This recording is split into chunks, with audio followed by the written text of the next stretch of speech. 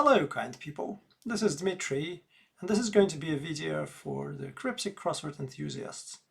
As some of you might know, for the last few years, I have been regularly solving these puzzles called thematic or advanced cryptics.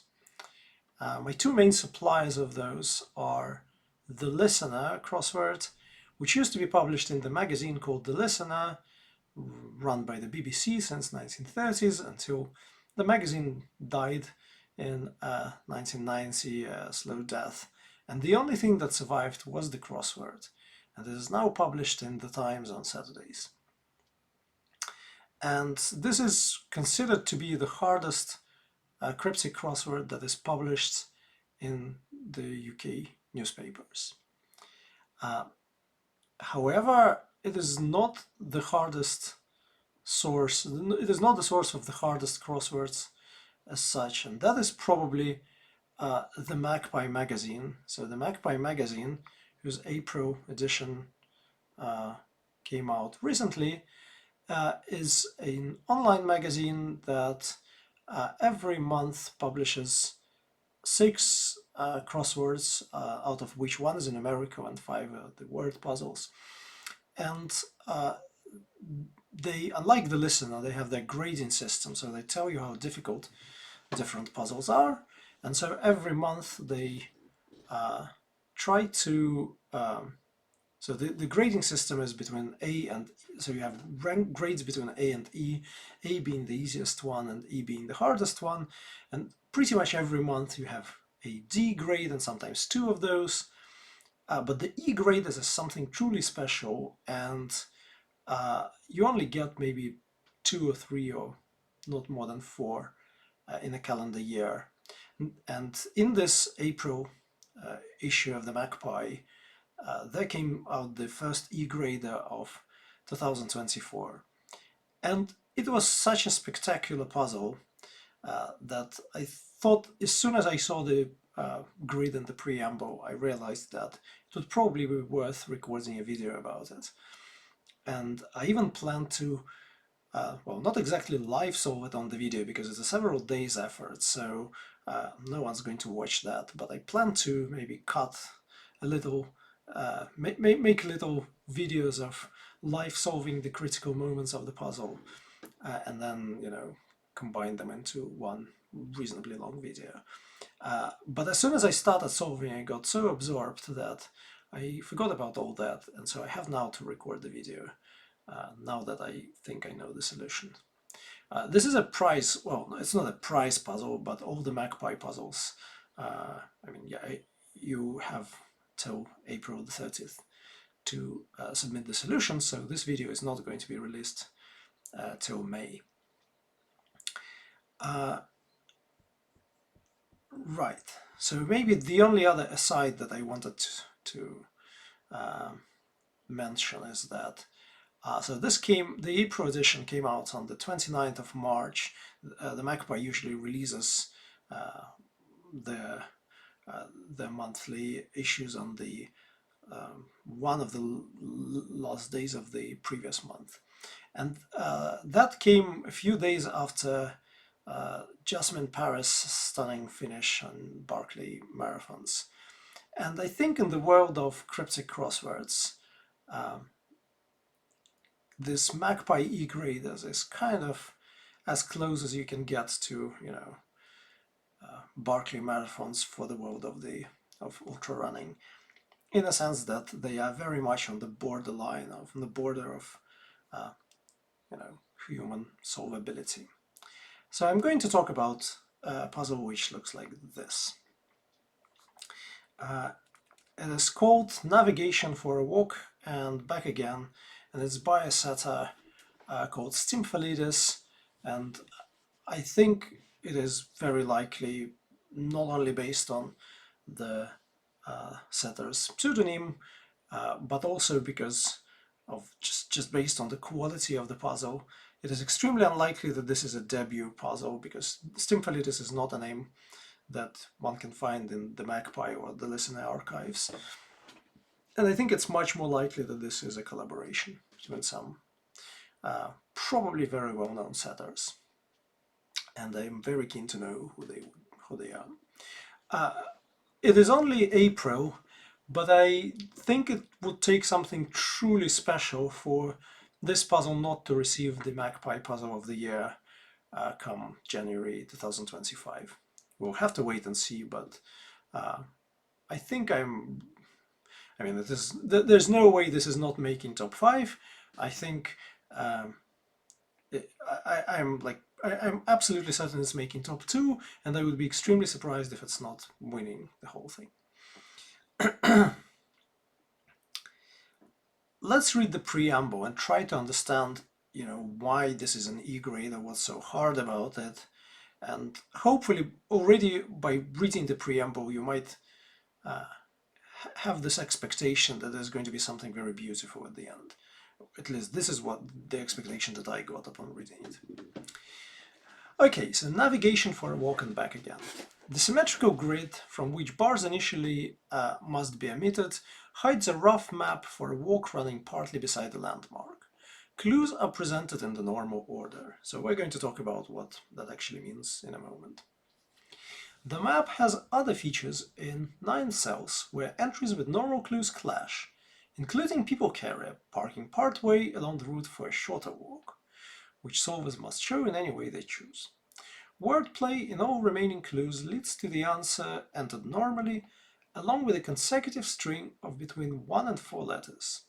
All but the last of these must be drained into the next such clue's wordplay to enable solving.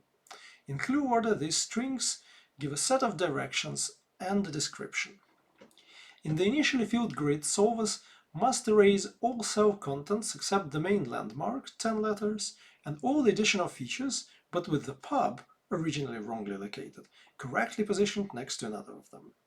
Then, from the starting point, solvers must follow the directions, inserting letters from the title into empty cells along the route before returning to the start, and insert 20 bars in thematic formation along the original grid lines as suggested by the description. Number in brackets refer to the length of grid entries. The answer to the asterisk clue is in ODE. So first of all, you immediately realize that the grid is carte blanche. There are no bars in it yet, and the clues are presented in the normal order. So what does that mean? Well, the grid is symmetrical. If you do not have any qualifiers to that, that typically means 180 rotational symmetry. So what this means is that, for example, if there is a bar here and there is a 5-letter word here, that means that there's also going to be a bar there and the 5-letter word here, and so on. And as a consequence of that, like if you have this, you can start separating crosses from downs, say, in the list of the clues. So the clues are presented in the normal order. So what that means is that if there were bars and numbers like in the normal crossword being something like this, as you can see, you have 1, 2, 3, 4, 5, 14, 15, 16, 17, 18, and so on. So for example, like this is 15 across and this is 9 down, and so they would be listed in this order, but first you would list all the crosses and then you would list all the downs. So and because of this symmetry, you immediately realize that the list of this grid lengths for the cross clues also has to be symmetric. So as you can see, the cross lengths start as 6, 5, 8, 9, 3, and if you count upwards from here, you get 6, 5, 8, 9, 3, and so on. So you can see that means that all of those clues are crosses, and everything that follows must be the down clues. And you can also realize that the midpoint in the crosses then comes here. That helps a little bit, because then you can think, okay, well, 6 and 5 probably occupy the first row of the grid. The grid is 12 by 12, so they don't occupy it completely. So it's either 6 and then a gap and then 5, or there are only three possible kind of candidates where this extra cell can go, right? So it's either here, or it's between them, and then it's here, or it is 6, 5, and then there's an empty cell, and that's there. Well, it's not empty, it has to be occupied by the corresponding down clue and so on. So, and then you can think, okay, well, the second row probably has the 8th letter word because nothing can go with it there. And then maybe the third row has 9 and 3 together, and that occupies the row, all the cells in the row. But this is typical for, there are lots of carte blanches, and that is not a reason for the puzzle to become an E grade as such. You can disambiguate these things. What really makes it very, very hard is the specific combination of clue types. So as you can see, there are entries with normal clues. And this is already like, upon reading the preamble, that should ring some warning, that should be an alarm. Because it doesn't say answers with normal clues, it says entries with normal clues. And that suggests that you have to do something with these entries. And then it also says here that numbers in brackets refer to the lengths of grid entries. So probably that means that, as we'll see very soon, that for these normal clues, in fact, the number in brackets is wrong. It's the number of the corresponding entry, and you have somehow to kind of post-process the answer after you've solved the clue before you get it into the grid. And that makes things much harder because knowing the number of letters is a great help for solving cryptic clues. So those were the type 1 clue, let's call them. And then there are type 2 clues, so wordplay in all remaining clues. And this is where things get really crazy. So wordplay in all remaining clues leads to the answer, which is entered normally, along with a consecutive string of between 1 and 4 letters. And then these strings are drained into the next such clue's wordplay. So it is a very common clue gimmick, that the wordplay leads to the answer with 1 extra letter. And then you have some hidden message out of those extra letters. And this is not hard at all. However, here you don't know how many extra letters you have. So similarly, like in type 1 clues, you don't know how long the answer is. Here you know how long the answer is, if you know that this is a type 2 clue, because then the number in brackets is correct, but the wordplay leads to it with a bunch of other letters, and you don't know how many. And this is very hard. But what makes it really hard is that then these letters must be drained into the next such clue's wordplay to enable solving. So apart from the very first of these type 2 clues, the clue itself also needs to be pre-processed and with some string of characters added to the clue to enable solving. And unless you solve the previous such clue, you don't know this string. And so there are a lot of unknowns. Not only you don't know what you have to add to the clue itself to solve it, you also then don't know what the wordplay has to actually lead to. So in order to understand any of this, let's have a look at some examples. When I was solving, I was actually trying to maintain, to keep notes on the order in which I solved the clues. So at least I know my first few. I think I had like up to the clue number 5. I know the first 15 that I did, and then which order I did them. So I think the very first one I got. And it's a bit funny because I got it wrong, in the sense that I got the correct answer, but I got the other bits of it wrong, as you'll see. It was this clue. So, parasites of certain popes, not ex officio, allowing formality. So here I was thinking that so what I knew here is that ex officio could be abbreviated to EO. If you look EO in Chambers Dictionary, it would, among other things, or maybe not among other things, maybe that's the only thing that abbreviates to EO, it will say ex officio. And not ex officio means that presumably we need to extract EO from somewhere. And now I'm thinking about popes which have EO in them. And I immediately thought of Leos, because I knew there are popes named Leo.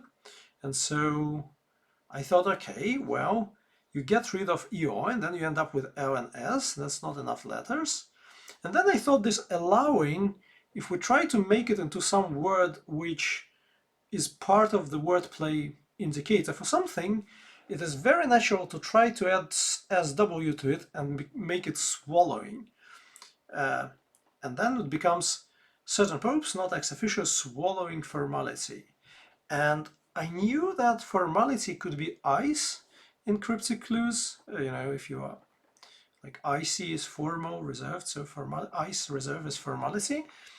And so then it becomes this word, it becomes lysis.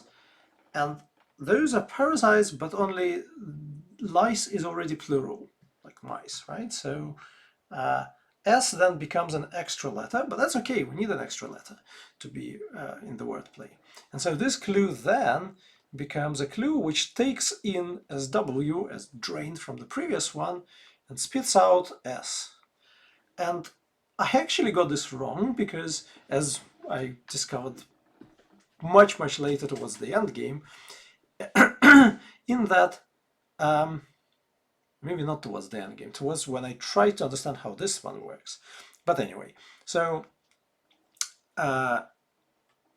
it turns out that it is indeed lie, so that's the correct answer, but it doesn't spit out S. And the reason is that off here is not a link word saying that, you know, this is how you get parasites from this wordplay. And it actually is part of the wordplay. And so of certain popes still being Leos, is Leonine. And so now when you get Leonine, and you get, and then you remove ex officio from it, and then you swallow ice, you end up with 9 as your extra string. So you can see how hard this is already. So the correct answer for this is lice, and it is the clue which takes SW and then spits out 9, which then gets inserted into the next clue. And maybe as a example where it eventually goes, it turns out that you have to insert this 9 here, and it becomes 9 minus 3 in Rome, which will then indicate 6. And then after that you would put numbers worked alphabetically originally, which would be NWA, and the definition here is way, which is via, and so NW then becomes an extra one, which again gets drained to the next clue. But that I discovered much, much later, because, well, mostly because I was wrong with 9, and I thought it was spitting out S. Okay, so let's have a look at another one. Maybe the clue number 2 that I got was the very first one in the list, and it is actually an easy clue. It is probably one of the easiest one in the puzzle. However, you need to understand which type it is, and then these clues are this type 2 clues, and the first one is actually a type 1 clue. So devices to clear bilge from correct top of sump. Now, when you see cryptic clues, if you have some experience with that, you look, say, for anagrams, you almost immediately you kind of count the letters and match them against the number in brackets in your head without thinking. So here you say, oh, cracked top of sump. Top of sump, that's 9 letters and not 6, so it couldn't be anagram of top of sump. cracked is a valid anagram indicator, but and then you start thinking, oh, could S be top of sump as the first letter of sump? And then you think, oh, that's an across clue rather than down. So top of is usually an indicator for the first letter in down clues, so that's probably also wrong. And then you easily get yourself confused. But then when you remember that answers and entries are not the same for this type 1 clues, you still try to anagram top of sump. And then you get the word which is foot pumps. And those are devices to clear bilge, and so you're fairly happy with that. And then you realize that, yeah, these type 1 clues have longer answers than their entry slot. And then if you think about it, it's probably something that you might already have been expecting, because if you have the features on the map that are confined to individual cells, and you get those features by the clashes, then probably you don't want just 2-letter clashing. You want some words to appear in those cells that would define some features on the map. So it is not too surprising that you have to then squeeze more than 1 letter in some cells. At least that's the guess that I made at the time, and that turned out to be the correct one. So let's maybe have a look at just a few more, and then we'll jump a little bit and make a cut to half-cooked state of the puzzle. The next one I got was, I think, the Suella's spouse. Oh yeah, and I want to discuss those 2 clues, because one of them I think is probably the best in the whole puzzle, in the sense that, you know, how subtle that is.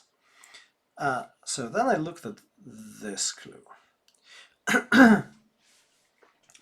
Suella's spouse, following Rome, regularly able to capture her heart.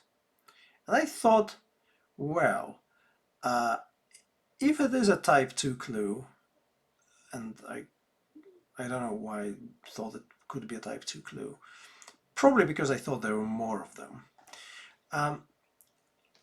One thing I realized that it could happen is that it could receive an O from the previous one and turn Rome into Romeo, because Romeo could be abbreviated to R. And then regularly able to capture her heart sounds very much like the wordplay side of things. And that means that Suella or Suella's spouse must be the definition. I had no idea like what that could be, so I actually went and googled Suella Braverman's spouse, and it turned out that his name is Riao, and that starts with R, so that's promising. And then I thought, well, regularly able is AL, so that's also promising. And then you capture her heart, her presumably being Suella's. So the heart of the word Suella, in the middle you have the letters EL, and so that becomes then REL AL, and so this L becomes the extra letter. So this is the type 2 clue, which takes out O and spits out L.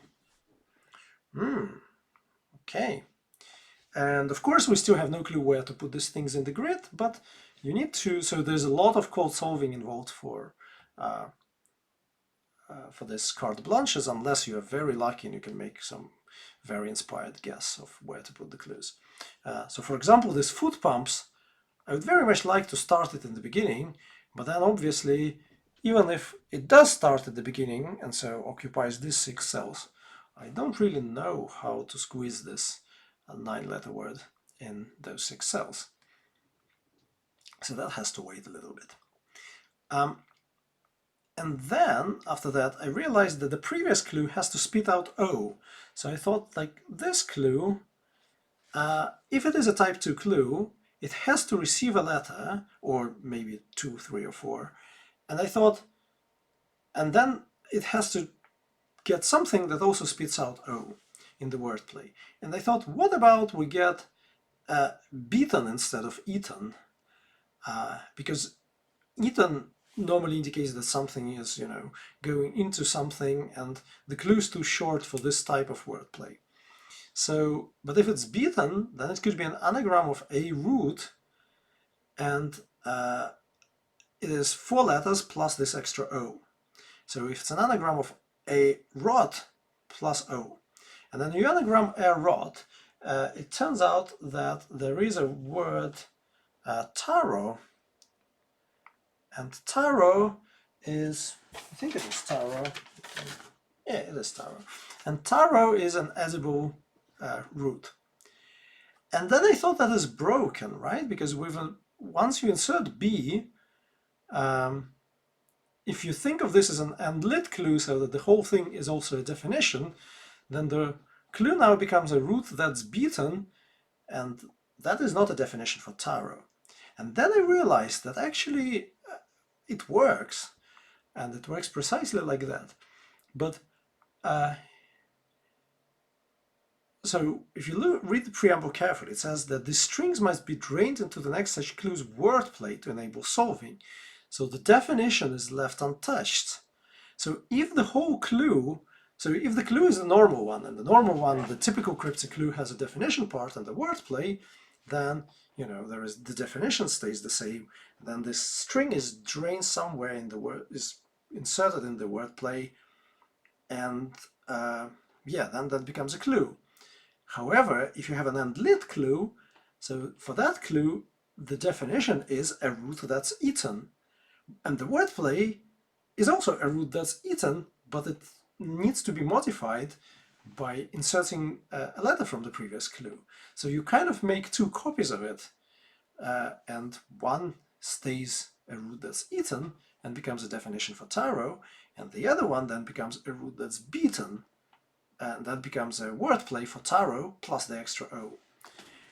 And I thought this is a stroke of, some very experienced setter to be able to do that. I thought that was very clever and very beautiful.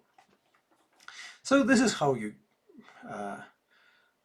solve these types of clues, but it's not easy at all, and every single clue in this puzzle, when you got it, felt like a mini victory, and there were almost no clues which were which were easy to get, because even for the easier one, you needed to understand that you could do something. So for example, again, this clue, in fact, which I think was the next one which I got, is very similar to the first one, in the sense that you need to realize that it's a type 1 clue, and then you think, okay, well, it's a tip of nose, which is N, and then an anagram, or the letters are swimming, of the word lesson, and you get Nelsons. Nelsons are, Nelson is a hold in wrestling. So this is how you progress, and then at some point I think kind of made tried to make a snapshot. I arrived at something which looked like this. So I already realized that, okay, so maybe I should mention how you get this crossing clues for the type 1s. Okay, so first of all, I managed to squeeze something into the grid. How did I do that? Well, I solved the clue for apiaries, I solved the clue for erasable, and I solved the clue for geo. And then I had this assumption, which I already mentioned, that maybe these two clues occupy the whole of row 3. And then I started looking at the crossing down entries. So I solved hair by that chance, and I think by that moment, and I got sign as well. And I tried, and I knew that they were next to each other, and so I tried to position apiaries such that this combination works, and this is what the outcome was. And then, a few more clues confirmed that actually works. I think like this one was the next one. And then I realized at some point, I think I got that can't remember what I did. Maybe I did this per juror, maybe not. But at some point I had this idea that foot is quite a good thing to, put in one cell, and also to put on a map. And then I was looking at the down clue, and I realized that the corresponding down clue is Pharaoh feeding most of this stuffing to indulge Pioneer. So, and the answer to this is Pathfinder. So Pathfinder being a pioneer, so this is the definition, and pander is to uh, indulge, and then there is Pharaoh, which is F, feeding, or so it's a matryoshka clue. So it's Pharaoh inside the, which is most of this, and that is all stuffing to indulge or to pander, and so you get pioneer. And then I thought, they're both so there must be a clash here because they're both type 1 clue, and so that gives you footpath, and that sounds like something you put on the map. So hooray. And then same thing happened here, and I thought, okay, well, if Nelson's, and I kind of thought that maybe, I thought there might be some reasons why we have clashes in the corners. So I thought a corner is is a nice kind of place. If already we have a clash in this corner, why not have one here? So I then was looking for something which has, I think by the time I got HSH here, so I was looking for a word which starts here and clashes here with Nel. And they found the word Pashtun, which is this Afghan briefly silent cutting narcotic leaf. So briefly silent being sh, and Patun, I think, is a narcotic leaf, and Pashtun is someone from Afghanistan or Afghan. So, and that gave me tunnel. And then I think I needed one more landmark to kind of start Googling, basically. And Googling is kind of not is not considered a cheating in any way for these puzzles. So if you solve, again, like this is an aside, but when you solve the daily cryptic, you kind of try to do it without a dictionary, and then there are these times crossword competitions, times crossword championships, where you do it as fast as you can without a dictionary, and it's a game where, as Gary Lineker said, 22 players, and and in the end Mark Goodliff wins. But for these thematic cryptics, I think maybe there are very, very few people in the world who can do them without a dictionary. And when they're as difficult as this one, I wouldn't be surprised if this number is, like less than 10. If you are watching it and you have some opinion on this, I would be very keen to know it. Do leave a comment. But for normal people, and especially for non-native speakers like me, so I have an excuse, yeah, using whatever aids you could is, par for the course. So yeah, I needed one more landmark, I think. And I think I got it from this something clue. So I kind of knew by that time that it had to be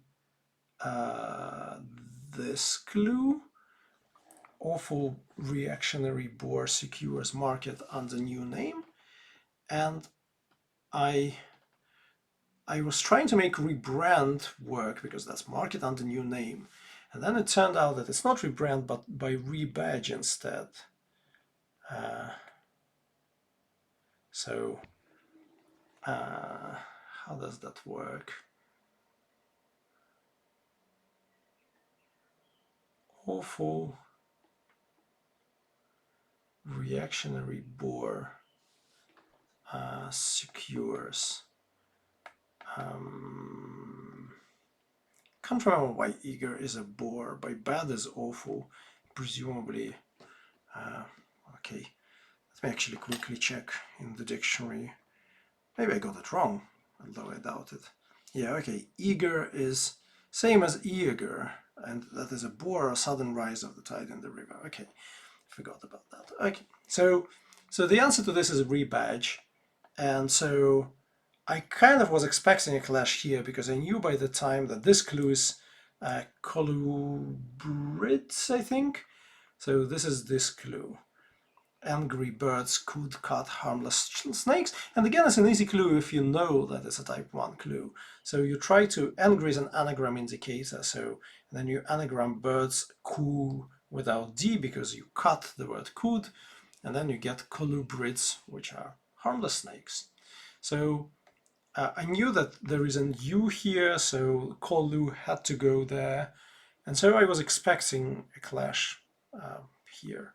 And so that becomes brie from colubrids, and then j from rebadge.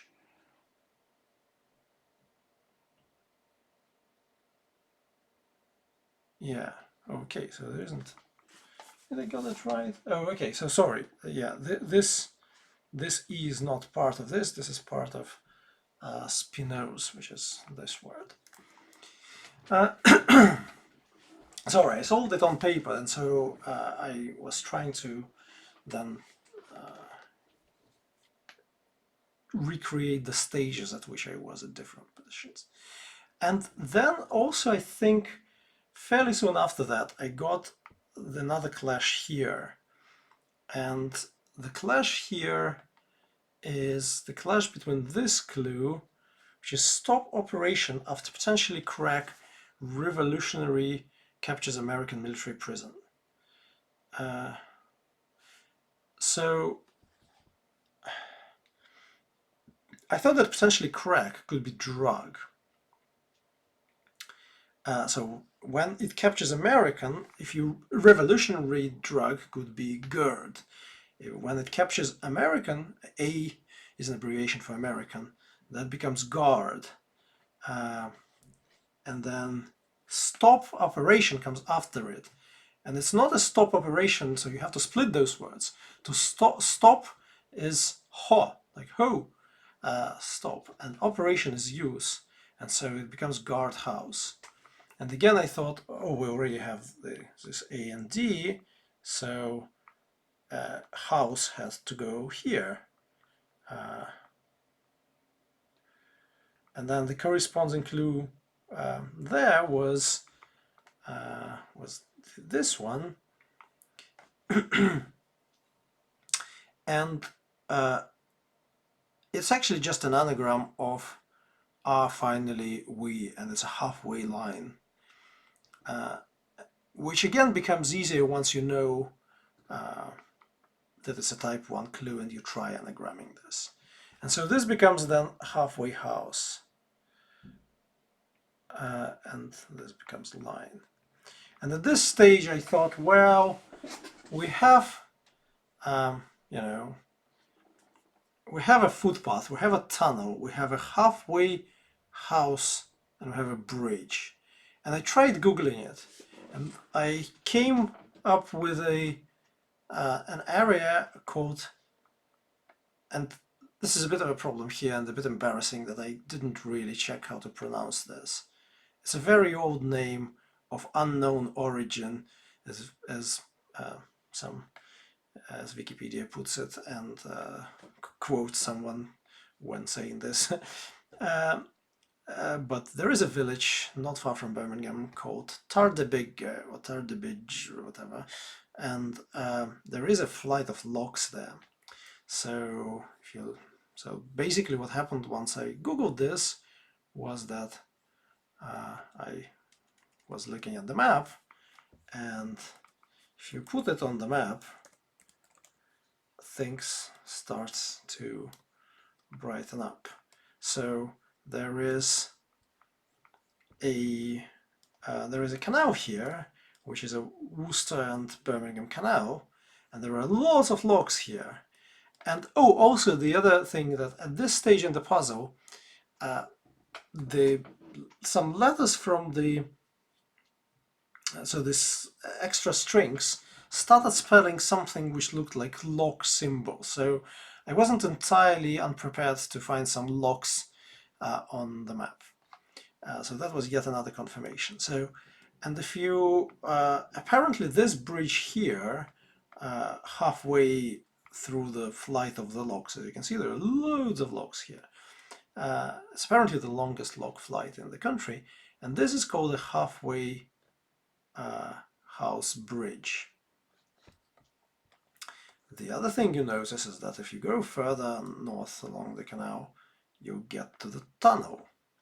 So this all looks very, very, very promising.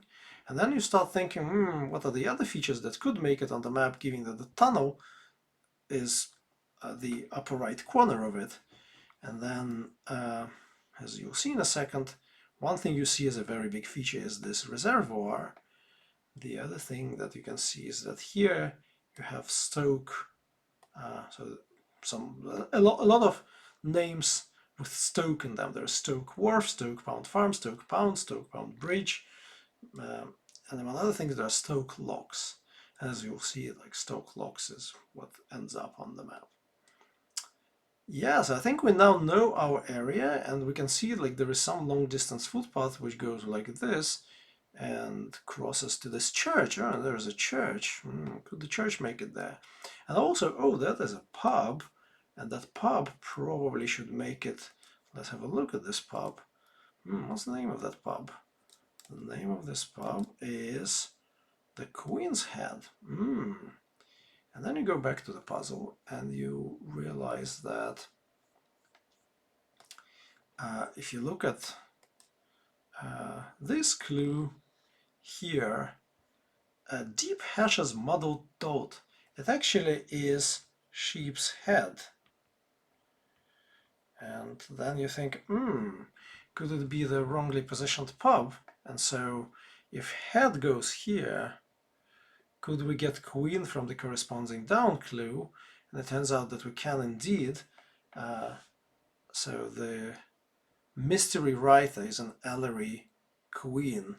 The way it works is you take L, and that is a women's magazine, and you add lines to it, lines being railway, RY is an abbreviation for railway, and then you add royalty, that is queen, and so, whoa, we got a queen's head here.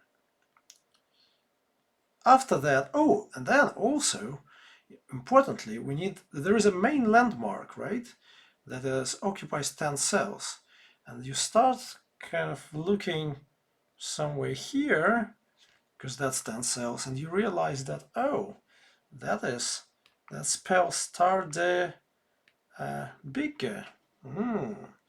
So that must be the main landmark. And look, there's a bridge which is crossing the flight of locks. That's exactly what it does on the map. And then it ends with a tunnel. Okay, so then kind of that gives you some boost, and you progress a little bit more, and you realize that here you have indeed stone locks, and here you have Queen's Head, and here you have a reservoir, and then and the last couple ones which I struggled with were what to put here, because that didn't seem to make any sense. The word which goes here was the word empanel, and so had to be this, and that doesn't seem to be anything on the map. And then until you reread the preamble and you realize that also there must be this people carrier that is parked somewhere, parked partway along the route for a shorter walk, and MPV, according to Chambers, is a multi-purpose vehicle. So yeah, that looks like a people carrier. So there is an MPV here, and and then there was this last landmark. So at the moment we have 1 cell, 2, 3, 4, 5, 6, 7, 8. So there is one more that needs to be where the clash occurs. It turns out it's here, and of course it is, as we expected, is a church. It wasn't very easy to find it because if you try to use any aids to get this word, it's in plural in chambers, but indeed the clue says that you need a, so it's this clue here, that you need a singular spirit vision. And so the plural that is in chambers is urchin shows, lurch being discomfiture, and then abandoned wish on is an anagram of wish on.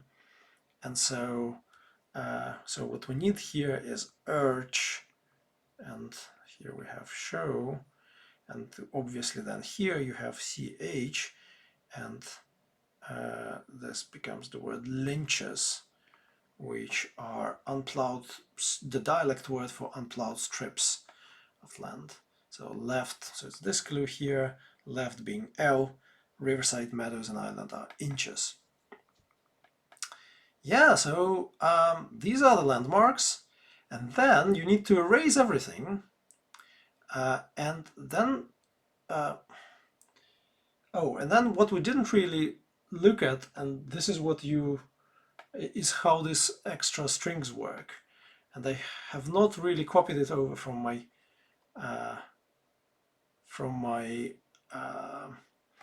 paper, but I will read the message. The message goes like this. So the first string is S, so the first clue that is of type 2 is this hives thing, and that gives you an extra S.